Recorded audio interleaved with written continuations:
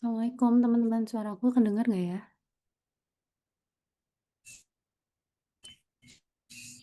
Terdengar. Terima kasih. Karena sudah jam 1 ya, lebih 1, kita biasanya kalau targetnya mulainya tepat waktu gitu ya. Jadi diharapkan teman-teman dia tepat waktu. Jadi kita mulai aja ya untuk pertama ini. Bismillahirrahmanirrahim. Ya ayyuhal mursalin wa ala alihi wa sahbihi ajmain amma ba'du. Rabbi shrah li sadri wa yassir li amri wahlul 'uqdatam min lisani yafqahu qawli. Allahumma inni as'aluka ilman nafi'a wa rizqan thayyiban wa amalan mutaqabbala.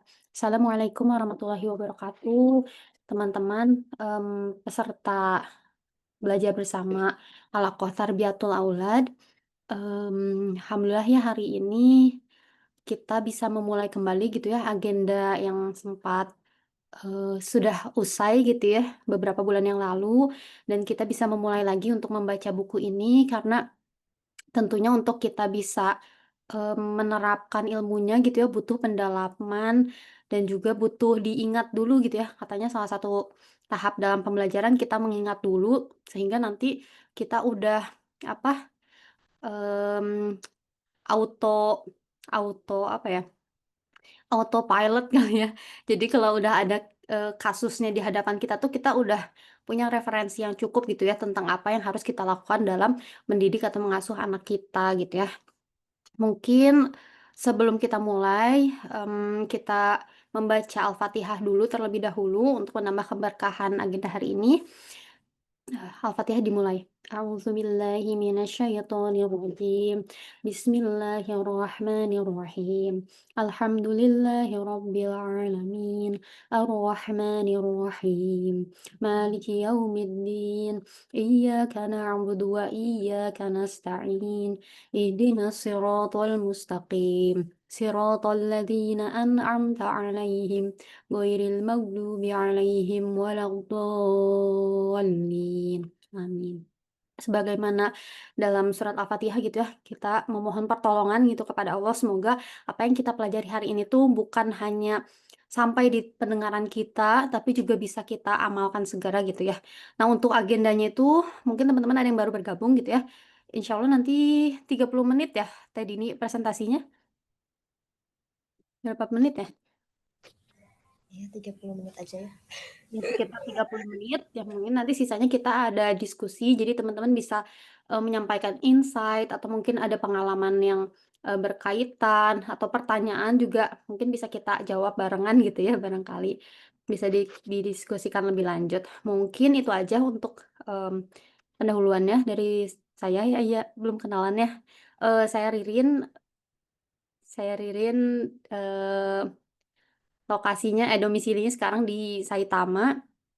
Dan bersama-sama dengan Teh Dini menginisiasi, program ini gitu ya, dan juga Kak Ega juga ya, program pendidikan anak dalam Islam. Semoga kita bisa istiqomah ya sampai akhir teman-teman. Oke, mungkin langsung aja ya ke Teh Dini sebagai presenter utama hari ini. Silakan waktu dan tempat dipersilakan Teh Dini. Ya, bismillahirrahmanirrahim. Assalamualaikum warahmatullahi wabarakatuh. Apakah suara saya terdengar? Iya, terdengar sama suara bayi. Karena saya juga terdengar. Dan laptopnya memang sensitif ya, yang suara yang jauh juga kedengaran sebelah. Baik. Alhamdulillah ala kulli hal. Bismillahirrahmanirrahim. Alhamdulillahirabbil alamin wa bihi nasta'in ala umuri dunya waddin. Assalatu wassalamu ala asyrafil anbiya'i wal mursalin sayyidina Muhammadin sallallahu alaihi wasallam wa ala alihi wa ashabihi ajmain. Kita bersyukur ya kepada Allah Subhanahu wa taala karena diizinkan untuk bertemu kembali di majelis ini setelah sekian lama terputus ya, baru bisa mulai lagi gitu dengan berbagai hal gitu, dengan berbagai tantangan kita diizinkan Allah untuk bisa memulai agenda ini lagi. Ini nikmat yang sangat besar ya teman-teman, karena buat ibu-ibu ini nggak mudah ya pasti ada tantangannya yang kemudian menyetop atau membuat kita kayak udahlah nggak usah gitu ya. Tapi alhamdulillah ya kita masih dipertemukan di sini. Kemudian yang kedua, salawat serta salam kita sampaikan untuk Nabi Muhammad yang semoga kita cintai ya, dan sehingga nanti kita pun akan dicintai beliau yang telah mengantarkan risalah Islam ini, sehingga hari ini sedemikian berkembang sampai kita punya tema-tema spesifiknya dalam agama kita, termasuk dalam tema pendidikan gitu yang akan kita bahas ini. Nah, tak lupa gitu ya, salawat serta salam itu sampaikan untuk para sahabat, keluarganya Nabi, tabiin, dan para ulama-ulama kita, termasuk penulis buku ini Syekh Abdullah Nasir Ulwan. Semoga Allah menjadikan karya beliau ini sebagai derajat beliau ya di sisi Allah Subhanahu wa taala.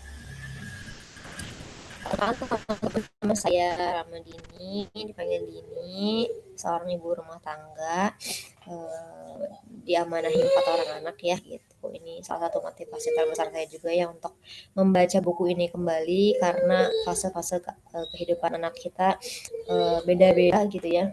Dan ternyata pengasuhan anak itu nggak cuman nggak beres ketika anak disekolahin gitu ya, sampai usia mereka menikah, sampai mereka punya anak kembali, sampai kita nenek-nenek pun kita masih tetap jadi orang tua gitu ya. Kita masih tetap punya andil untuk menasehati anak-anak kita gitu. Apa sih yang mesti kita nasehatin gitu ya dari semua hal di dunia ini gitu.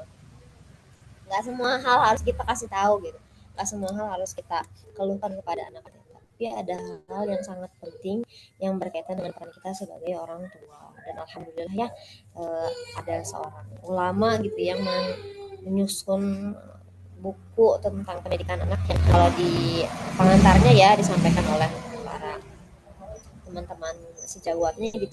Adalah buku yang lengkap gitu ya, mencakup banyak hal, mungkin bisa dibilang lah semua hal tentang pendidikan yang penting ya bagi kita sebagai orang tua.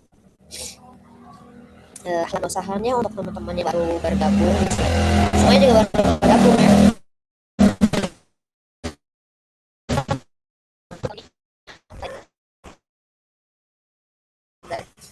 Dan sekarang join kembali gitu ya, saya Ririn, Mbak Ega, dan teman-teman yang lain, kita baca buku ini lagi gitu ya, bismillah, sambil bukan cuman melewatkan informasi ke otak kita, tapi moga-moga sambil kita makan secukupnya gitu.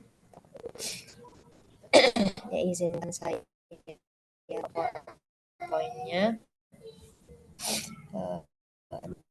Bismillahirrahmanirrahim. Bishrah li sadri wa yassir li amri wahlul 'uqdatam min lisani yafqahu qawli. Allahumma inna as'alukal ilman wa amalan taqabbalan. Mohon maaf teman-teman, suara saya masih jelas sampai sekarang? Tadi sempat putus-putus sama suara jalannya lumayan kencang. Sama suara mobil ya? Suara mobilnya lebih kencang daripada suara. Mungkin saya pindah aja kali ya. Bismillah dulu deh ya. Ya, buku yang akan kita baca ini berjudul Tarbiyatul Aulad fil Islam ya, bahasa Arabnya, bahasa Indonesianya yang buku saya ini Pendidikan Anak dalam Islam. Disusun dalam 2 jilid ya kalau buku yang saya punya. Buku yang teman-teman ada juga yang 1 jilid, tapi insya Allah serupa lah ya isinya. Tulis oleh Dr. Abdullah Nasir Ulwan. Nah,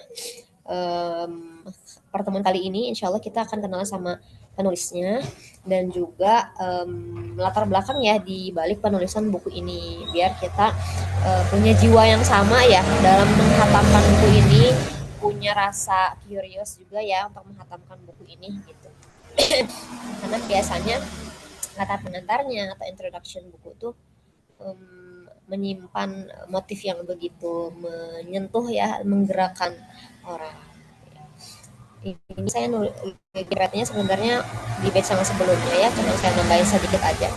Jadi izinkan saya mengulang kembali ya tulisan yang beliau, kalimat yang beliau tulis di bukunya, bahwasanya anak adalah amanah Allah yang harus dibina, dipelihara dan diurus secara saksama serta sempurna agar kelak menjadi insan kamil, berguna bagi agama, bangsa dan negara, dan secara khusus dapat menjadi pelipara orang tua, penenang hati ayah dan bunda, serta sebagai kebanggaan keluarga gitu ya.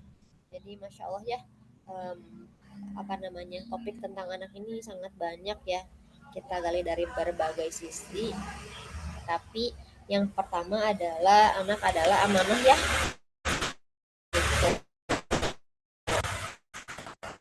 bukan sekadar investasi dunia ya. Orang-orang kan ada yang suka bilang anak itu adalah amanah yang Allah berikan ya kepada kita, mau dibilang hadiah juga bisa ya gitu. Tapi yang mungkin membangkitkan semangat kita adalah ini amanah yang harus dibina, dipelihara juga dan diurus gitu, dengan detail pengurusannya gitu. Ada tujuan-tujuan pengurusannya juga apa nih gitu ya, menjadi manusia yang sempurna dari banyak aspeknya, cara agamanya, bangsa dan negaranya, dan juga menyenangkan hati orang tuanya kalau anak-anaknya tampil, anak-anaknya tumbuh menjadi sosok orang-orang yang baik, eh, yang menyenangkan hati gitu, curhatannya lembut gitu ya. Tentu itu jadi pelipur lara orang tua ya gitu. Seneng gitu orang tua tuh kehadiran anak-anak, menenang hati ayah dan bundanya, serta menjadi kebanggaan gitu ya. Kebayang ya kita punya anak-anak yang prestatif, bermanfaat untuk umat, itu tentu hal yang sangat kita harapkan. Buku yang kita kaji, yang kita baca bersama-sama ya, ditulis oleh orang yang bukan orang biasa tentu ya, seorang yang berilmu gitu. Um, Juga nanti ada pesan ya dari sejawat atau apa namanya, pesan-pesan tentang beliau gitu, sosoknya siapa sih, seperti apa sih, sehingga patut kita ambil ilmunya, patut kita baca bukunya gitu. Karena hari ini buku tuh kan banyak ya teman-teman, buku parenting juga banyak banget gitu, nggak hanya dari dunia Islam, dari luar Islam pun banyak yang menulis topik eh, pendidikan gitu. Tapi kenapa kita kemudian harus menulis, kata harus membaca buku beliau? Mari kita simak ya siapa beliau ini. Dr. Abdul Nasir Ulwan ini seorang yang lahir tahun 1928 ya, itu di Syria, dan kemudian wafatnya di Jeddah pada 1987 ya. Udah wafat berapa, 20 tahun, hampir 40 tahun ya, 40 tahun yang lalu gitu. Tapi bukunya alhamdulillah yang masih eksis sampai hari ini dan kita baca hari ini. Lahir dari seorang ayah dan ibu ya yang mencintai ilmu ya, para ulama, dan ayahnya secara spesifik adalah seorang tabib atau dokter ya gitu, di Syria. Terus beliau ini keluarganya adalah keluarga yang taat agama. Kalau dibilang taat bukan cuman kewajibannya aja ya gitu ya, tapi lebih dari itu gitu ya. Karena disebutkan beliau sangat memerhatikan akhlak dalam pergaulan dan muamalat anak-anaknya gitu ya. Bagaimana interaksi anak dengan orang tuanya, ya tentu pertama dengan Allah dulu, dengan orang tuanya, dengan orang lain, dalam hal pendidikannya, jual beli dan seterusnya gitu ya. Ini gitu ya yang disebut dengan taat, bukan sekadar menunaikan kewajiban ibadah mahdoh aja gitu ya, tapi juga kepada orang lain gitu ya, dan apa ya, kepada dirinya sendiri ya. Kemudian yang kedua, beliau ini pendidikannya ya, pada usia 15 tahun sudah hafal Al-Quran dan mahir dalam bahasa, maksudnya bahasa Arab gitu ya. Kemudian oleh keluarganya ayahnya disekolahkan di sekolah agama, sampai kemudian melanjutkan pendidikannya di Al Azhar Mesir sampai dengan S2 kalau di sini ya disebutkan di Fakultas Usuluddin, dan mendapat jasa spesialisasi pendidikan gitu. Jadi dasar keilmuannya ya, beliau pernah sekolah, pernah berguru kepada masyaikh gitu ya di Al Azhar di zaman itu gitu ya. Dan selepas dari sana beliau berprofesi sebagai seorang pengajar, juga terus melakukan dakwah-dakwah di universitas di Syria dengan mengkaji fikih, sirah dan tafsir. Mungkin kalau kita sekarang mah kayak bikin majelis-majelis ya gitu ya, kayak di masjid-masjid. Ada sekarang kan ada The Shift misalnya gitu ya, majelisnya para pemuda kalau di Bandung seperti itu. Dan beliau secara spesifik nih ya, aktivitas dakwahnya mendidik para pemuda aktivis Syria dengan ilmu retorika dan dakwah. Dan setelah itu mengajar di Universitas Malik Abdul Aziz Jeddah. Jadi bukan apa ya, bukan orang yang mencukupkan diri dengan profesi di sekolah gitu ya, tapi juga punya peran di masyarakatnya, mengasuh para pemuda gitu ya, karena kan pemuda itu tonggak peradaban gitu. Dan ya sempat ada ini ya, kehidupan beliau itu sempat ada penentangan juga oleh rezim di Syria, sehingga beliau tuh sempat hijrah sampai kemudian mengajar di Jeddah gitu. Ini dalam rangka mencari perlindungan juga beliau seperti itu. Kemudian beliau menulis banyak karya ya teman-teman, tema-tema pendidikan khususnya, dakwah dan juga umum, kurang lebih 20 judul buku, dan buku yang kita baca ini adalah salah satunya. Sebenarnya banyak banget ya, ini aku pengen sedikit deh bacain buku yang beliau tulis ya. Ini ada tapi sebelumnya mungkin ini aku baca dulu. Bagaimana pendapat apa namanya, teman sejarahnya ya tentang beliau ya. Kata Syekh Wahbi Sulaiman Al-Gawaji Al-Albani, Syekh Ulwan adalah seorang yang beriman, yang pandai dan hidup dalam sorot kedua mata, sayap hati dan darahnya sabda Rasulullah. Ini harus ada kutipannya. Dan barang siapa berumur panjang sampai keesokan harinya tanpa memperhatikan urusan kaum muslimin, maka ia tidak termasuk golongan mereka gitu. Jadi ini testimoninya Syekh Wahabi terhadap Syekh Ulwan gitu ya. Jadi orang yang sangat apa ya, kontributif gitu kali ya, sangat memperhatikan urusan kaum muslimin. Buktinya tadi ya, ngasuh para pemuda gitu. Terus di sini juga disebutkan sih karya-karya beliau, katanya gini, untuk ketika Anda menjumpai Syekh Ulwan akan berbicara kepada para ulama untuk melaksanakan kewajiban menyampaikan Islam dengan hikmah dan ajaran yang baik, maka ia menulis risalah berjudul Ila Warasatil Anbiya. Terus ketika beliau berbicara kepada orang awam, ia memperingatkan kepada mereka perihal audiovisual. Terus apa? Beliau juga menulis risalahnya Hukumul Islam Fitil Visiyun, hukum Islam tentang televisi gitu. Sampai jadi buku Syubuhat Warudud, keraguan-raguan dan berbagai sanggah. Ketika beliau berbicara kepada para pemuda, maka beliau menulis sebuah buku yang berjudul Hatta Ya'lamash Syabab, agar para pemuda mengerti. Terus ketika beliau berbicara kepada para pejabat urusan sosial masyarakat, beliau menulis At-Takaful Ijtimai fil Islam, jaminan sosial dalam Islam. Jadi beliau tuh secara spesifik ya mendakwahi orang-orang sesuai dengan kondisi orangnya ya gitu. Tema-temanya ya sesuai dengan orang-orangnya juga. Sampai akhirnya menulis tema pernikahan ini gitu. Masya Allah ya. Nah, bagian berikutnya adalah kenapa beliau akhirnya menulis buku ini.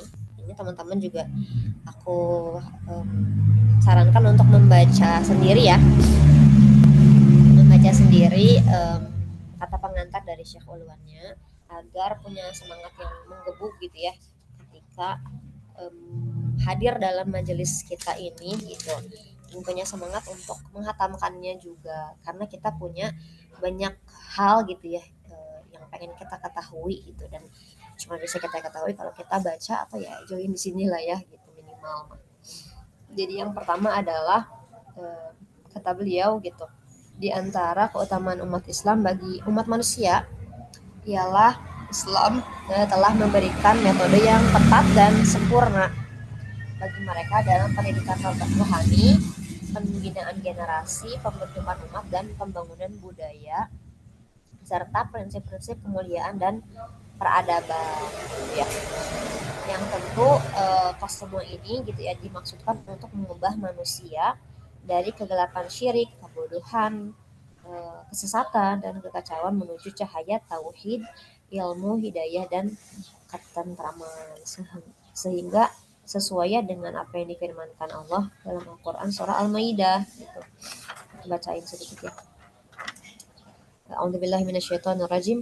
Qad ja'akum minallahi nuru wa kitabum mubin. Yahdi bihillahu man ittaba'a ridwanahu subula salami wa yukhrijuhum minadh dhulumati ilan nuri biiznihi wa yahdihim ila siratal mustaqim. Sungguh telah datang kepadamu cahaya dari Allah dan kitab yang menerangkan. Dengan kitab itulah Allah menunjuki orang-orang yang mengikuti keridhaannya ke jalan keselamatan, dan dengan kitab itu pula Allah mengeluarkan orang-orang itu dari gelap gulita kepada cahaya yang terang benderang dengan seizinnya dan menunjuki mereka ke jalan yang lurus. Kita tahu ya dari Halaqah Surah Nabawiyah, dan juga pasti ada teman-teman yang join gitu. Bagaimana orang Arab jahiliyah ya benar-benar ada di fase kebodohan, kegelapan, dan ketika Islam hadir muncul jadi sosok-sosok pemimpin dunia gitu ya, yang asalnya sistem kehidupannya itu sederhana, bisa jadi ya bisa punya kekuasaan wilayah, kekuasaan yang begitu besar gitu. Dari mana gitu ya mereka dapat itu semua, sedangkan mereka terisolasi dalam gurun gitu ya, kalau bukan dari cahaya Islam gitu. Kemudian yang kedua adalah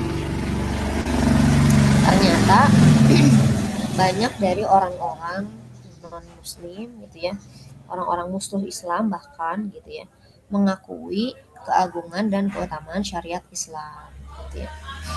Kebayang gak sih kalau musuh mengakui, kalau ada orang yang benci sama kita terus bilang kamu tuh orangnya rajin, kemungkinan besar benar gitu ya. Karena mereka menilai dengan objektif gitu ya.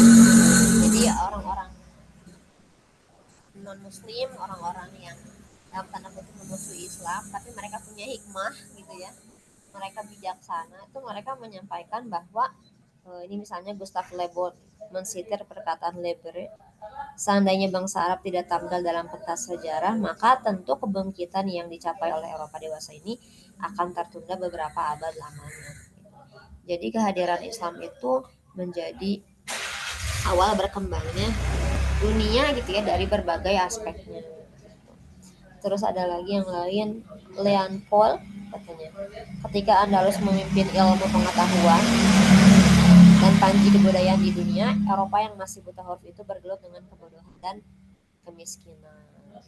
Terus ada lagi filsuf Inggris Bernard Shaw, agama yang dibawa Muhammad sungguh merupakan tolak ukur yang mulia bagi perkembangan selanjutnya, karena ia sangat mengagumkan. Islamlah satu-satunya agama yang memiliki kekuasaan terhadap fase-fase kehidupan yang berbeda-beda. Saya berpendapat bahwa sepatutnya lah Muhammad dipanggil sebagai penyelamat nilai-nilai kemanusiaan. Sekiranya orang semacamnya ditetapkan sebagai pemimpin pada kurun ini, jelas akan mampu memecahkan segala persoalannya. Jadi orang-orang non muslim aja mengakui Islam gitu ya, kenapa kita nggak mengakui itu gitu ya, mengapa kita nggak mengambil ilmu-ilmu dari agama kita sendiri gitu ya, ibaratnya mas seperti itu. Kemudian yang ketiga adalah syariat Islam ini bersifat robbaniyah ya, dihiasi dengan universalitas dan diistimewakan dengan reformasi dan kontinuitas serta tampak realisasinya, bukan sekedar teori gitu. Kalau di sini saya tulis Islam menciptakan manusia gitu. Sebenarnya kan di zaman itu sebelum zaman nubuwah ya, orang-orang Yunani itu kan udah kedatangan para filsuf ya. Mereka bisa berkata-kata yang indah, mereka juga punya visi-visi lah ya tentang kehidupan, tapi masih teori gitu. Karena nggak terbukti dalam peradaban mereka gitu. Karena kalau kita baca sejarah tentang peradaban Yunani ya, di masa filsuf-filsuf itu berbicara dengan kalimat-kalimat yang begitu memukau, yang menggelitik akal misalnya gitu ya, tapi tidak tampak dalam peradaban mereka, nggak sepadan gitu antara retorika mereka yang menarik dengan apa yang terjadi di masyarakat, tetap bobrok gitu maksudnya ya.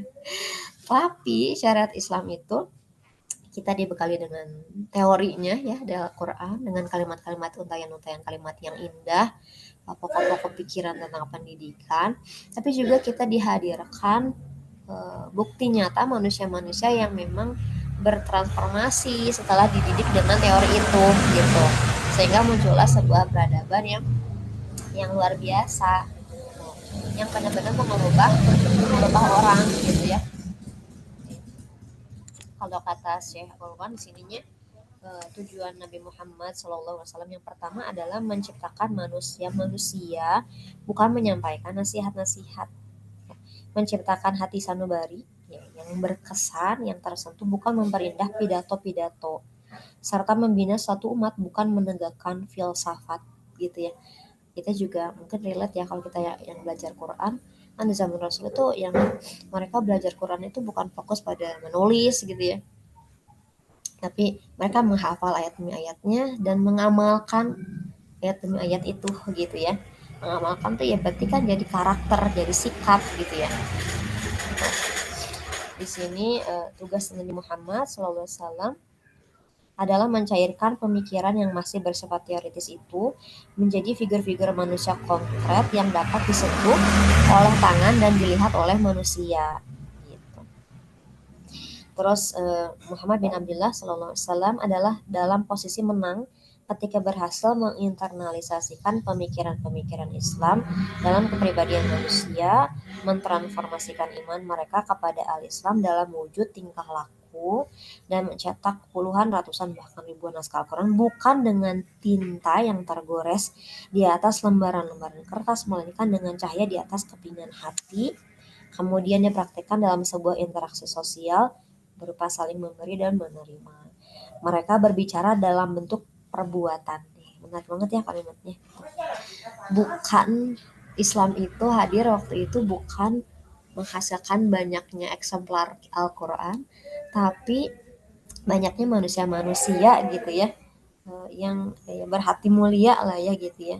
Bahkan ya terasa dalam interaksi sosialnya yang penuh dengan saling memberi dan menerima gitu. Nah, ini menarik banget ya. Jadi motivasi buat teman-teman agar apa? Mempelajari sirah gitu ya. Karena siapa saja yang ingin mengkaji pendidikan yang dilakukan oleh orang-orang pertama dari para sahabat Rasulullah dan orang-orang yang datang setelah mereka dengan penuh kebaikan, dipersilakan untuk menelaah sejarah agar dapat mendengar banyak tentang jejak mereka yang luhur dan keutamaan-keutamaan akhlak mereka yang mulia gitu. Jadi buku ini ya gitu, tema-tema pendidikan yang ditulis para ulama Islam itu dari mana ngambilnya, dari Sirah Nabawiyah gitu ya. Jadi kita sebagai pendidik nih, mendidik anak-anak kita, yang mau anak kita sekolah di rumah atau sekolah di sekolah tempat gitu ya formal, kita tetap punya kewajiban untuk membaca kembali Sirah Nabi dan kemudian mengantarkannya kepada anak-anak kita gitu ya, dengan berbagai cara terbaiknya gitu. Karena ya dari situ ya kita mengajarkan anak-anak kita, dimulainya dari Sirah Nabawiyah gitu. Potret idealnya dari sana gitu. Oke. Okay.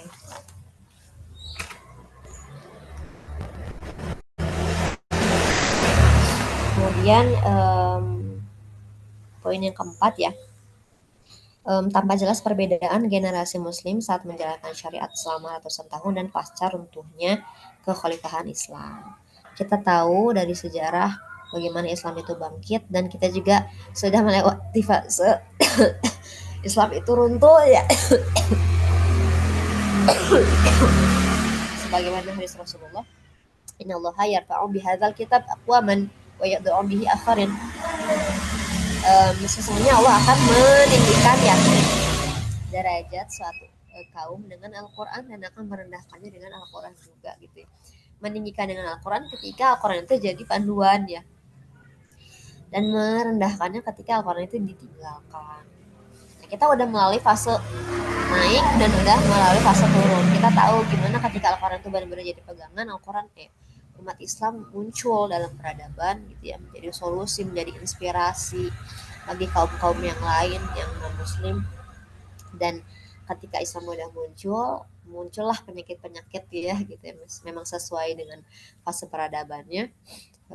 Ketika Islam meninggalkan, ketika masyarakat muslim meninggalkan Al-Quran, runtuhlah gitu ya, sampai akhirnya tercerabut sampai ke akarnya gitu ya. Gitu ya, bagaimana kita saksikan dalam sejarah runtuhnya kekhalifahan Islam gitu ya.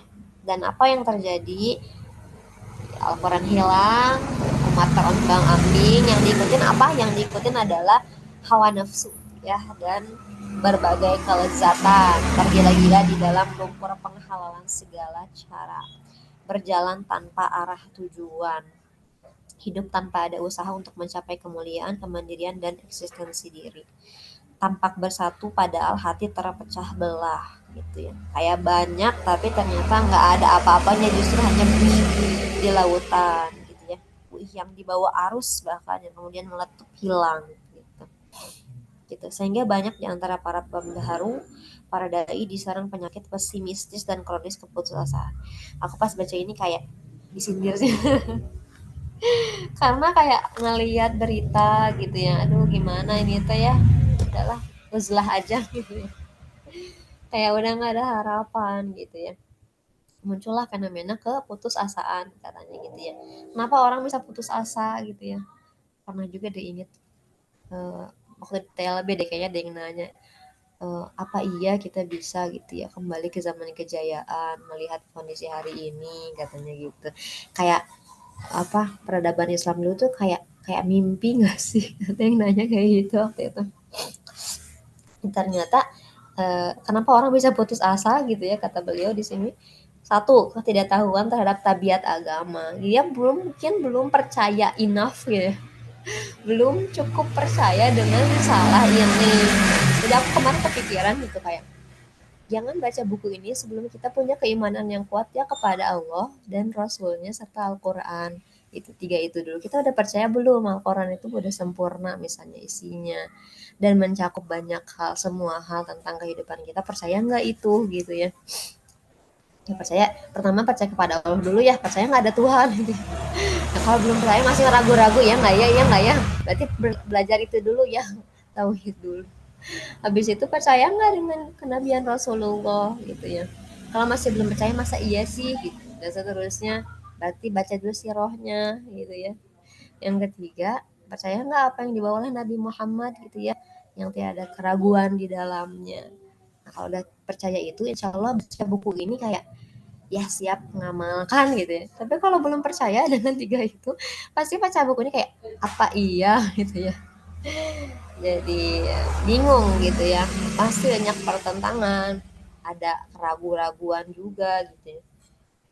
Terus yang kedua, kenapa bisa putus asa? Karena cinta dunia dan takut mati. Pertama nggak tahu tabiat agama, kedua cinta dunia dan takut mati, dan ketiga ketidaktahuan terhadap tujuan dari pemberlakuan akhlak muslim. Nanti kan kita akan bahas nih pendidikan seksual, pendidikan akal. Ada yang detail banget gitu ya, sampai contoh-contohnya disebutin tuh kayak mungkin akan ada yang skeptis gitu ya, kok apa gitu banget sih misalnya, atau aspek sosial tuh banyak banget gitu ya, banyak banget ya dan seterusnya gitu, apa sepenting itu semuanya misalnya gitu ya.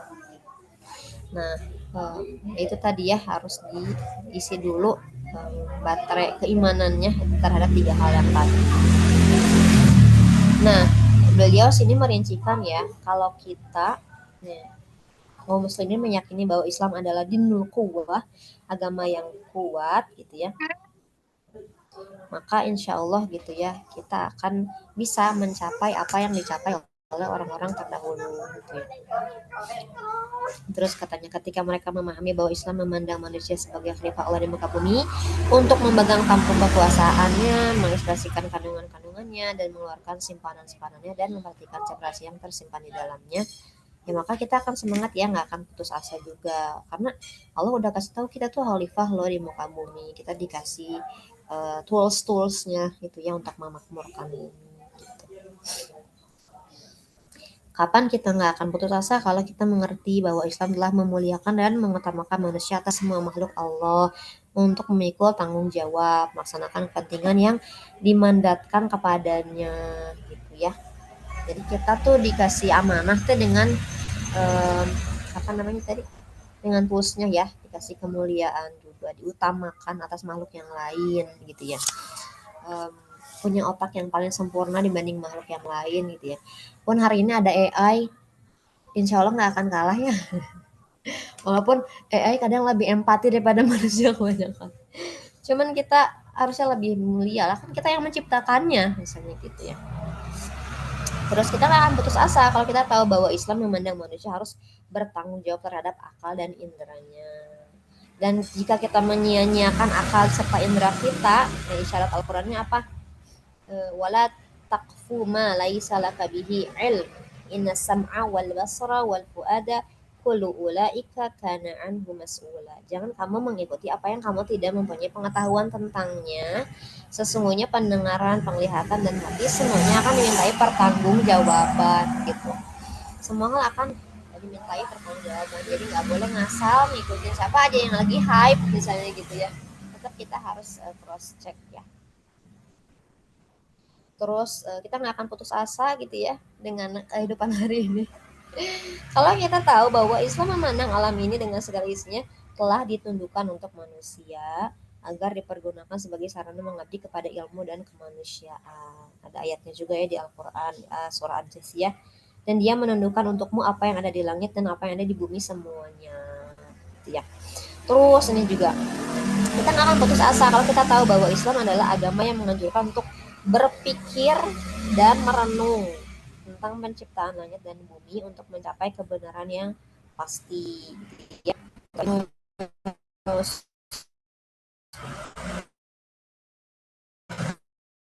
ketika apa yang ada di langit dan di bumi. Terus ada juga dinamis ya, lengkap banget ya gitu, bukan cuman ibadah sholat doang, enggak, justru ya kerja pun gitu ya, punya profesi, bahkan mungkin jadi orang yang diperhitungkan di dunia ini gitu ya. Ini adalah perintah agama kita juga.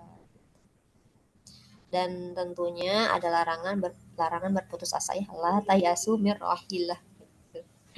Karena innahu la yasu mir ruhillahi illal qaumul kafir. Yang berputus asa itu cuma orang kafir. Nggak mau ya dibilang orang kafir kan gitu. Terus Islam juga adalah agama kehormatan dan kemuliaan. Insya Allah ya. Tuh. Kalau kita sadar dengan aspek-aspek ini ya yang diajarkan agama kita, maka kita nggak akan putus asa. Gitu. Walaupun hari ini melihat berita rasanya pengen putus asa, tapi harusnya nggak boleh putus asa ya. Terus masih poin yang sama ya. Di poin yang kedua, tadi kan tantangannya adalah cinta dunia katanya gitu ya. Kaum muslimin termasuk para dai-nya gitu ya. Kalau misalnya masih cinta dunia, nah ini yang akan mungkin udahlah ngapain gitu yang ngikutin apa cerita-cerita dalam Al-Quran atau Sirah misalnya gitu ya. Karena ada tadi ya kecintaan terhadap dunia, inginnya berleha-leha gitu ya, dan seterusnya. Di sini sebenarnya ada poin yang menarik juga ya, aku sedikit bacakan lagi. Ketika mereka bebas dari rasa takut, cemas, dan benci terhadap kematian, ketika mereka merasa yakin bahwa rezeki itu berada di tangan Allah, yang memberikan mara bahaya, yang memberikan manfaat itu hanya Allah, ya. Dan Allah pun tidak akan pernah luput, dan apa yang dihindarkan oleh Allah dan mereka itu pasti tidak akan terjadi terhadap mereka. Sekiranya seluruh umat itu bersatu untuk memberikan sesuatu manfaat pada mereka, tentu tidak akan dapat terrealisasi kecuali berdasarkan ketentuan sebelumnya yang telah ditetapkan oleh Allah buat mereka. Gitu. Jadi ini poin-poin yang sebenarnya banyak banget ya teman-teman, agar kita nggak putus asa gitu ya. Keimanan, pengetahuan tentang Allah, tentang nama-namanya, ini yang akan menguatkan langkah-langkah kita gitu ya. Itu tadi poinnya. Masih banyak banget ya teman-teman ya, tapi intinya langsung aja ya, bahwa kalau kita kaum muslimin ya betul-betul mengetahui tabiat agama kita itu apa, hendaknya mereka itu membebaskan diri dari cinta dunia dan takut mati. Hendaknya mereka tahu atas tujuan apa mereka diciptakan dan atas dasar apa mereka dilahirkan, sehingga mereka dapat bangkit kembali dengan Islam, mengembalikan kemuliaan mereka yang telah hilang, membangkitkan tekad mereka yang kuat, kekuatan mereka yang besar dan persatuan mereka yang universal. Dan bagi Allah semua itu tidak sulit sama sekali ya, gitu. Walaupun kita dihujani keputusasaan ya oleh apa yang tampil hari ini, nggak boleh putus asa begitu ya, karena kalau kita percaya dengan Allah, dengan nama-namanya, itu tuh bukan hal yang mustahil ya. Kembali kepada kejayaan itu bukan hal yang mustahil. Kemudian yang kelima ya, bagaimana kita mencapai kembali apa yang sudah dicapai oleh orang-orang terdahulu. Jalannya adalah pendidikan gitu. Tapi pendidikannya nggak cukup diri sendiri, harus individu, keluarga, masyarakat, dan seluruh umat manusia gitu. Jadi harus menyeluruh ya gitu.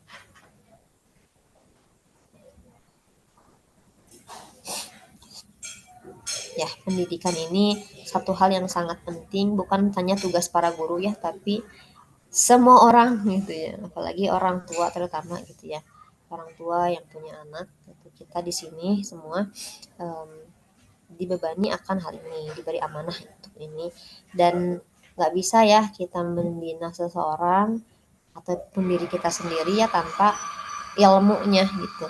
Harus kita cari bareng-bareng, kita telaah, kita pelajari ya.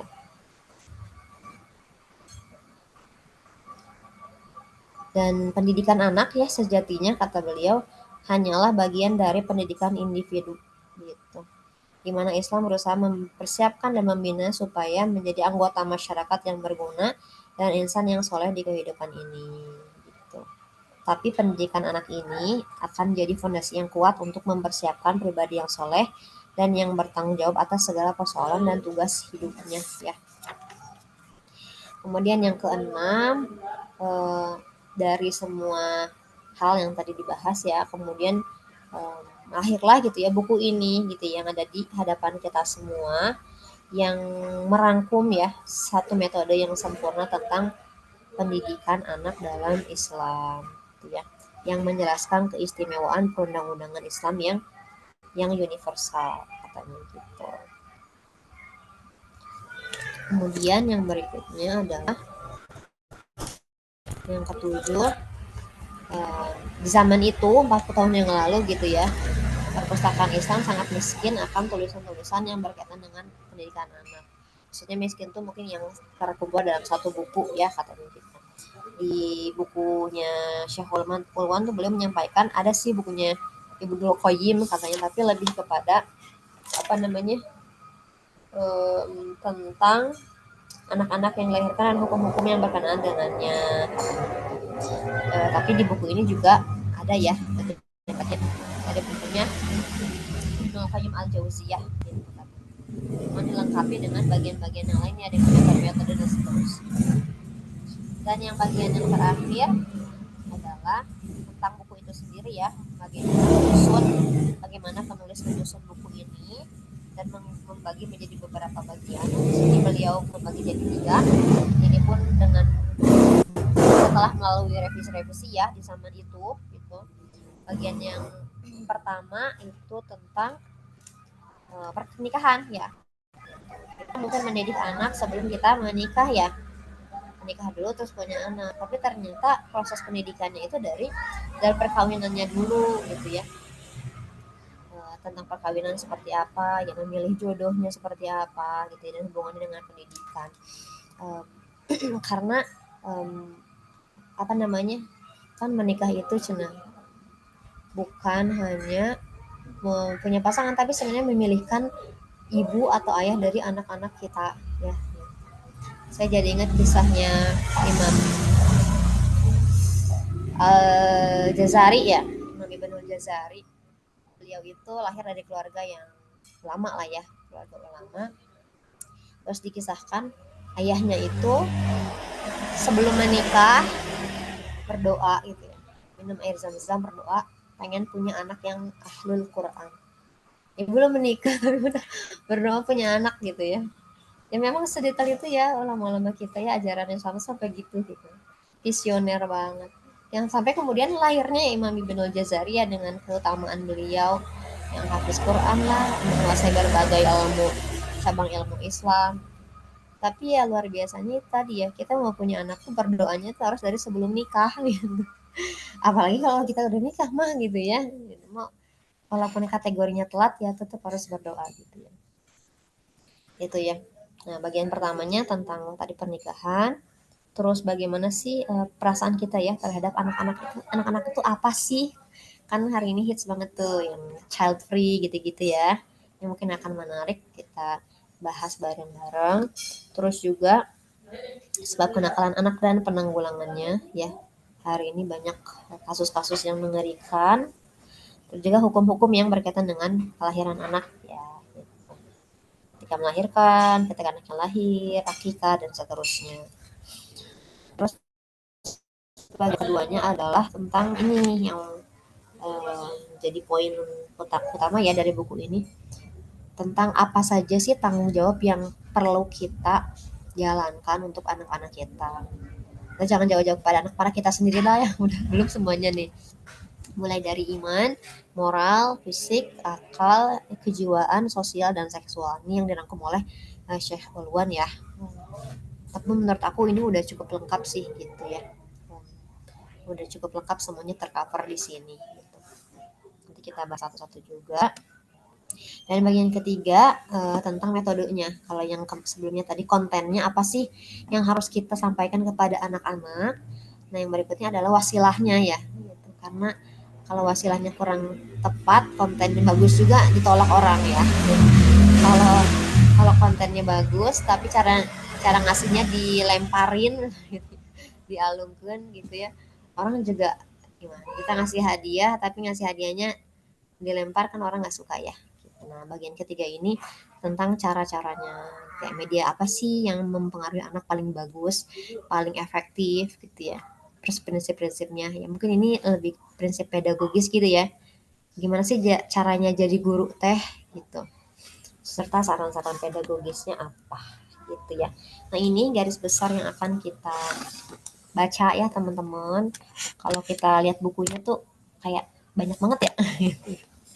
Tapi insya Allah ya kita sudah membuktikannya insya Allah sudah pernah khatam ya kemarin gitu. Jadi walaupun ini berapa halaman sih aku juga sampai lupa.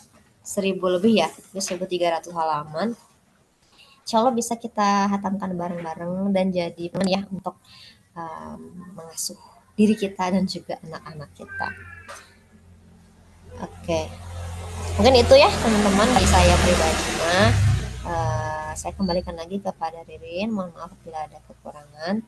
Yang baik semuanya dari Allah Subhanahu wa taala, yang kurang dari saya pribadi. Assalamualaikum warahmatullahi wabarakatuh. Waalaikumsalam warahmatullahi wabarakatuh. Jazakillah khair Teh Dini atas pemaparannya. Masya Allah lengkap sekali ya. Ini baru pertemuan pertama, tapi semoga menjawab apa ya pertanyaan awal teman-teman gitu ya tentang siapa sih penulis bukunya dan juga tentunya kontennya atau isinya apa sih yang perlu kita ketahui gitu ya. Karena kadang kita tuh baca buku kan suka ini ya nggak cari tahu dulu gitu ya siapa penulisnya gitu. Padahal, mmm, penting banget gitu ya untuk kita tahu siapa penulisnya, karena setiap tulisan itu pasti membawa nilai-nilai gitu ya dalam apa, ya dalam setiap kontennya gitu. Kalau misalnya nilai yang ditulis itu tidak inline dengan Islam, ya harus hati-hati juga gitu ya dalam kita membacanya gitu ya. Mungkin aku sedikit rangkum aja yang tadi Teh Dini sudah sampaikan gitu ya, poin-poin pentingnya tentang ya tadi ya Syekh Ulwan itu adalah seorang yang beriman, tadi ada testimoni dari kawannya sendiri gitu ya, bahwa intinya beliau adalah orang yang soleh, jadi insya Allah kalau kita ikuti gitu ya, amalkan buku ini, insya Allah kita berada di jalan yang benar gitu ya, karena rujukannya juga dari Al-Quran dan juga As-Sunnah gitu ya. Kemudian, terus tadi ya tentang mengapa buku ini ditulis gitu ya, tadi teh ya, beberapa poin penting kenapa buku ini ditulis ada 5 ya kalau nggak salah. Yang pertama tentang keutamaan agama Islam gitu ya, bahwa agama ini tuh membawa metode yang sempurna gitu, dalam berbagai aspek gitu. Dan tadi sudah disinggung sama Teh Dini juga gitu ya, kita nggak mungkin mengikuti ajaran Islam atau secara spesifik lagi tentang pendidikan Islam gitu ya, kalau kita belum punya kepercayaan yang cukup terhadap Allah dan juga terhadap Rasulullah gitu ya. Jadi untuk teman-teman yang misalnya, ketika membaca ini nanti ada rasa skeptis atau penuh pertanyaan, kok kayak gini?" Gitu. Barangkali kita ada, ilmu yang harus kita lengkapi gitu ya, dari aspek mengenal Allah dan juga mengenal Rasulullah, karena bakal banyak disinggung banget ya tentang Allah dan Rasulullah gitu. Kalau misalnya kita belum beres dengan itu mungkin, akan apa ya, ya lebih baik kita baca juga gitu ya tentang, Allah dan juga Rasulullah gitu. Kemudian terus tadi yang kedua ini ya tentang musuh Islam itu mengakui keagungan dan keutamaan syariat Islam. Ya itu juga menarik banget gitu ya. Ibaratnya ini, musuh musuh Islam tuh udah nyampein bahwa, metode pendidikan Islam tuh udah the best gitu misalnya. Terus juga, para, mmm, orang-orang barat juga banyak yang udah mengakui tentang kehebatan Rasulullah gitu ya, bahkan, menyadari bahwa, kisah atau sejarah hidupnya Rasulullah itu salah satu atau bahkan satu-satunya kisah, manusia yang paling lengkap gitu ya di muka bumi ini gitu. Eee, Sehingga, ya kalau mereka aja udah mengakui gitu, masa kita harus nungguin mereka mengakui dulu gitu ya untuk mengikuti ajaran Islam gitu ya. Jadi kita sebenarnya kita tinggal ikutin aja gitu ya ajaran agama kita. Kemudian yang ketiga, syariat Islam bersifat robaniyah, ketuhanan, dihiasi dengan universalitas dan diistimewakan dengan reformasi gitu ya. Jadi, ini juga ya nyambung tadi, Islam menciptakan manusia ini yang menarik banget sih tadi buat aku mana ya tadi teh? Oh ini, tadi kata Teddy-nya kalau misalnya Rasulullah itu bukan kata Teddy nih sih, kata kata penulisnya ya dalam bukunya tadi, bahwa Rasulullah itu tidak menuliskan buku gitu sehingga kita ikutin gitu, tapi bener-bener beliau melakukan kehidupannya sehari-hari gitu, sehingga si kehidupannya itu yang jadi teladan buat kita gitu. Beda halnya dengan zaman sekarang di mana, ya banyak buku bertebaran gitu ya dari para penulis dengan berbagai background gitu, tapi belum tentu mereka adalah orang-orang yang mengamalkan buku mereka sendiri gitu kan ya. Tapi kalau Rasulullah dari teladannya, setiap harinya udah penuh kesempurnaan, penuh dengan maksudnya berbagai aspeknya spiritual, fisikal, kemudian intelektual dan berbagai aspeknya udah sempurna, sehingga orang-orang, menuliskan gitu ya kisah hidupnya Rasulullah dan tinggal kita amalkan. Jadi, wah masya Allah banget gitu ya Islam tuh, sudah sangat sempurna dan terbukti gitu ya. Itu, terus yang keempat tadi jelas perbedaan generasi muslim saat menjalankan syariat dan juga saat tidak ya. Tadi poin yang aku catat adalah ketika kita jauh dari Al-Qur'an itu, kita akan hancur dan secara umum, eee, sebagai umat kita juga akan hancur gitu ya, akan, runtuh. Tapi kalau misalnya kita dekat dengan Al-Qur'an, kita akan mulia gitu ya. Dan yang terakhir tadi yang kelima ya? Ada 6 ya tadi teh. Tadi, yang kelima itu jalan menuju, perbaikan itu adalah dengan pendidikan gitu ya. Aku tuh ngerasa ternyata ya Islam itu adalah pendidikan itu sendiri kali ya. Karena kan ya yang tadi teh Dini udah singgung ya, awalnya masyarakat jahiliyah terus kemudian dengan cahaya Islam semuanya berubah gitu ya. Itu kan proses pendidikan ya, sehingga menjadi orang yang sama sekali berbeda gitu ya. Jadi ya kalau kita mau belajar pendidikan yang bener-bener pasti efektif gitu, ya ini aja pendidikan yang datangnya dari Allah gitu ya, pendidikan Allah terhadap Rasulullah dan juga pendidikan Rasulullah terhadap para, anak dan para sahabatnya gitu ya. Itu dan terakhir tadi yang keenam, tadi itu apa sih? Buku ini hanyalah penjelasan tentang metode dan lengkap dan benar tentang pendidikan anak dalam Islam gitu ya. Ya mungkin itu aja sekilas aja ya tadi yang, aku simpulkan ya teman-teman, barangkali ada yang mau bertanya atau nambahkan atau memberikan insight gitu dari yang tadi disampaikan Teh Dini, mungkin teman-teman? Tadi poin penting juga sih menarik ya, tentang nggak boleh putus asa gitu. Mungkin banyak dari kita yang kalau ngelihat berita gitu ya, aku juga termasuk yang kadang putus asa gitu ya, melihat berita yang tak kunjung membaik gitu ya, yang bahkan mungkin sebagian orang sampai merasa, "Aduh, kayaknya ini bukan momen yang pas untuk punya anak deh," gitu ya. Jadi, jadi sampai kayak gitu ya. Tapi ternyata ketika kita punya pegangan yang tepat gitu, yaitu Al-Qur'an, justru itu, mmm, harusnya kita nggak putus asa gitu ya, justru dengan adanya Islam tuh datang harapan gitu ya, memperbaiki apa-apa yang rusak. Terus tadi yang menarik juga ini sih, nah yang bagian apa tadi yang poin kelima ya, nyambung sama yang poin tadi aku sampaikan ya. Pendidikan anak pada dasarnya adalah sebuah fondasi yang kokoh dalam menyiapkan individu yang solih, yang siap memikul tanggung jawab dan beban-beban hidup gitu. Jadi kayak kadang kan ada yang ngomong gini ya, apa sih, ya anak tuh nggak minta dilahirkan gitu. Jadi jangan sampai dia datang atau lahir di dunia ini dihadapkan dengan masalah kehidupan gitu. Sedangkan kalau secara akidah gitu ya sebenarnya teman-teman, kita tuh sebelum lahir tuh kita udah ditanya loh mau jadi manusia atau enggak. Kita yang menerima amanah itu. Jadi jangan sampai kita bilang anak tuh nggak minta dilahirkan, ya mungkin dia nggak, dia lupa, emang lupa. Tapi kalau di Al-Qur'an kan sebenarnya kita udah di apa, punya perjanjian ya kita sama Allah dan kita menerima, amanah kita sebagai manusia gitu. Sehingga kita artinya kita siap untuk mengemban amanah, dan beban-beban hidup yang ada di dunia gitu ya. Mungkin itu sih. Kak Ega nggak mau menyampaikan pendapat? Boleh? Jazakallah khair Ririn, lengkap sekali reviewnya. Juga Umi Dini ya, sudah mereview. Wis, ini sekolah bodoh buku. Ya maaf, ini apa namanya? Tadi ya dari paparan Umi Dini, sesungguhnya aku agak kurang mindful mendengarkan yang sesi lalu Bapak ini. Tapi jadi review lagi ya, aku jadi senang banget karena kita mulai lagi ya. Terus aku tuh akhir-akhir ini mau menanggapi ya. Tadi kan eh, Dr. Abdullah Nasiulwan ini prihatin ya sama kondisi pemuda waktu itu. Yang mau aku highlight tuh dua ya. Poin, pendidikan itu merupakan concern ya. Dr. Abdullah Nasiulwan sendiri juga besar di lingkungan yang orang tuanya tuh concern sama pendidikan. Beberapa bulan terakhir aku juga menyelami beberapa tokoh pahlawan di Indonesia ya.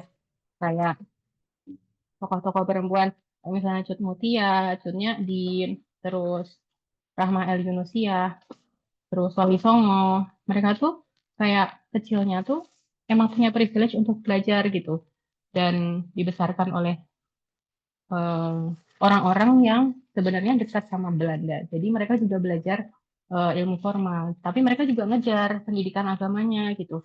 Belajar ke kiai-kiai yang memang di Indonesia itu banyak gitu. Jadi apa yang dicontohkan oleh Rasulullah, apa yang dituliskan di buku ini tuh sebenarnya udah sampai loh di Indonesia, di toko-toko terdahulu juga gitu. Jadi, terus juga kalau melihat sahabat sama sahabiah juga kan, mereka concern banget ya sama pendidikan anak tuh. Dan membesarkan, dan memberikan fondasi untuk perkembangan anak tuh di pendidikan itu sendiri. Jadi kalau misalnya sampai kita kayak udah terlanjur capek sama domestik, terus melupakan hal esensial yang harus kita pikirkan gitu. Jadinya sayang ya. Alhamdulillah ini teman-teman dari Sahabat Al-Quran fasilitasi kita untuk kembali menata fokus ya bahwa kita tuh ada loh hal-hal value yang harus kita tanamkan setiap harinya untuk anak-anak kita gitu. Terus yang kedua terkait kondisi bangsa ya. Sebenarnya kondisi bangsa tuh kayak masalahnya tuh berulang nggak sih? Kayak zaman dulu Dr. Abdullah Nasilwan tuh menulis itu dalam kondisi bangsa Mesir yang emang lagi bobrok gitu. Terus Indonesia sekarang juga ya kita dihadapkan sama kondisi yang seperti itu ya. Tadi Ririn bilang sampai kayak nggak pengen punya anak gitu karena saking lingkungannya keruh gitu kan. Tapi sebenarnya kan ya kita udah dibekali sama Rasulullah ya. Nah, sumber-sumber nafas dan harapan itu tuh gitu. Jangan sampai kita kehilangan harapan itu sendiri dan selama kita masih bisa mendidik anak dengan kita juga belajar Al-Quran dan hadis dan juga ilmu-ilmu parenting dari keduanya itu tuh sebenarnya justru kita apa ya kayak menyusun bola salju yang mungkin nantinya akan membesarkan Islam itu sendiri gitu. Karena kita nggak tahu kan kejayaan Islam akan dimulai dari mana. Siapa tahu akan lahir Al-Fatih Al-Fatih itu dari rumah dada-dada semua di sini gitu. Karena banyak tokoh zaman dulu yang menulis kitab-kitab itu kan sebenarnya concern sama perkembangan pemuda ya. Kayak Dr. Abdul Nasir ini. Terus habis itu apa namanya? Kalau di penulis kajian penulis buku kebebasan wanita juga gitu. Terus ada juga ada juga Syekh Hasan Albana juga kan pernah menulis memoir yang khusus juga ya Ila Syabab gitu. Jadi ya gitu deh. Kayak sebenarnya amanahnya nggak kecil ya mendidik pemuda tuh, tapi ya kita insya Allah udah dikasih tool sama Allah juga. Udah gitu aja Rian. Aku jadi amazed sama dua hal tadi sih, pendidikan, bagaimana kita konsep pendidikan dan bagaimana Islam memberikan tools itu, dan juga harapan terhadap pemuda itu tuh akan selalu ada gitu. Demikian barakallahu fikum. Oh, jazakillah khair, Kak Ega ya. Reminder banget ya buat kita tadi ya tentang ya ternyata orang-orang pendahulu, orang-orang hebat di Indonesia ya, para pendahulu kita tuh orang-orang yang concern juga dengan pendidikan gitu ya, dan terlebih lagi tentang pendidikan Islam gitu, udah ada gitu ya yang belajar sejak dini gitu dan mereka terbukti menjadi orang-orang hebat gitu ya. Sekarang tinggal kita melanjutkan perjuangan mereka gitu ya dengan, apa kondisinya gitu. Mungkin, dulu kondisinya belum merdeka gitu, maksudnya sama-sama berat gitu ya dulu dan sekarang. Tapi benar kata Kak Ega gitu ya bahwa kita sudah disiapkan sama Allah dengan apa, tools-nya yaitu berupa petunjuk gitu ya, petunjuk untuk kehidupan yaitu Al-Qur'an, sehingga jangan khawatir gitu ya, jangan putus asa, jangan putus harapan karena selalu ada harapan ya. Mungkin ada yang mau nambahin lagi satu orang, teman-teman? Tadi ini ada yang menanggapi tadi dari yang disampaikan? Belum ada. Dari teman-teman yang lain sudah cukup kah? Mungkin satu orang kali yang baru gabung sharing motivasinya atau insight-nya. Ini ada yang baru banyak sih ya di sini yang baru bergabung mungkin ada yang mau, sharing apa ya, apa sih yang motivasi utama gitu ya dalam bergabung dengan, halaqah ini gitu. Kalau dari aku pribadi kayak ya, mungkin sebagian dari kita juga sama ya dengan, agak khawatir gitu ya dengan pergaulan zaman sekarang gitu. Orang zaman kita aja, maksudnya zaman aku SD atau SMP aja udah mengerikan gitu sebenarnya. Apalagi zaman sekarang dengan teknologi informasi yang begitu luas gitu ya, terekspos banget ya anak-anak kita dengan hal-hal yang negatif gitu. Jadi kalau misalnya orang tua atau kita sebagai orang tua itu nggak bergerak lebih cepat dari informasi itu sendiri gitu ya, yang kena justru anak kita sendiri gitu. Makanya jangan sampai kita sebagai orang tua nggak belajar gitu ya, itu sih kalau aku motivasi utama. Mungkin dari teman-teman yang lain boleh yang mau, raise hand barangkali? Ada? Nggak usah malu-malu ya karena di sini kita semuanya nggak ada yang ustazah, kita sama-sama belajar gitu. Belajar ini juga ya, belajar berbicara juga. Barangkali dari sini kita jadi public speaker ya. Oh ini dari Kak Prita, kalau aku merasa butuh lingkungan ibu-ibu yang mau belajar dan aku bisa belajar juga. Ya ini penting banget ya, karena ya namanya ibu-ibu gitu ya, kalau belajar sendirian tuh kan ya bayangin aja ya ini bukunya nih ya, kurang lebih segini tebalnya, mungkin nggak terlalu kelihatan ya. Tebal banget ini kalau baca sendiri nggak akan tamat. Tapi alhamdulillah gitu ya dengan adanya komunitas ini, kita bisa namatin satu buku. Walaupun aku pribadi nggak membaca satu-satu, tapi karena di sini bergiliran gitu ya membaca, membagikan, beberapa halaman setiap pekannya, jadi ternyata alhamdulillah bisa tamat gitu ya. Bisa dihitung tamat lah walaupun kita nggak baca satu halaman gitu. Gitu ya teman-teman. Jadi, semangat aja ya teman-teman, semoga istiqomah di sini. Ini barangkali nggak ada lagi ya yang mau memberikan insight atau, masukan atau pernyataan? Mungkin belum ada ya. Kalau belum ada kita cukupkan saja ya teman-teman untuk pertemuan hari ini. Semoga, apa yang kita pelajari hari ini tuh bisa menambah, khazanah kita ya tentang pentingnya buku ini gitu ya. Terutama tentang pendidikan Islam itu sendiri gitu ya. Semoga menambah semangat kita untuk terus, mempelajari agama kita karena, perintahnya juga ya, kita harus menjaga diri kita dan juga keluarga kita dari api neraka gitu. Semoga dengan, ikhtiar kita membaca buku ini, mengkaji dan juga belajar bersama bisa, menjaga diri kita dari api neraka dan tentunya juga, keluarga kita dari api neraka gitu ya. Mungkin itu saja teman-teman, kurang lebihnya mohon maaf. Sekali lagi aku mengucapkan terima kasih jazakillah khairan kepada Teh Dini yang sudah menjadi presenter dan juga Kak Ega tadi yang sudah menyampaikan insight. Insya Allah kita bertemu lagi pekan depan ya teman-teman di jam yang sama, jam 13 WIB atau di waktu Jepang jam 3 WIB gitu ya. Sampai jumpa lagi pekan depan. Kita tutup saja pertemuan hari ini dengan hamdalah. Alhamdulillahirabbil alamin, dengan istighfar sedalam-dalamnya, astagfirullahaladzim, astagfirullahaladzim. Dan juga dengan membaca doa kafaratul majelis. Subhanakallahumma wa bihamdika asyhadu an la ilaha illa anta wa astaghfiruka wa atubu ilaik. Jazakumullahu khairan katsiran. Wassalamualaikum warahmatullahi wabarakatuh. Teman-teman kalau ada yang mau nambahin insight bisa di grup ya. Mangga diskusinya bisa dilanjutkan. Terima kasih semuanya. Assalamualaikum. Warahmatullahi wabarakatuh. Waalaikumsalam warahmatullahi wabarakatuh. Jazakillah Teh Dini.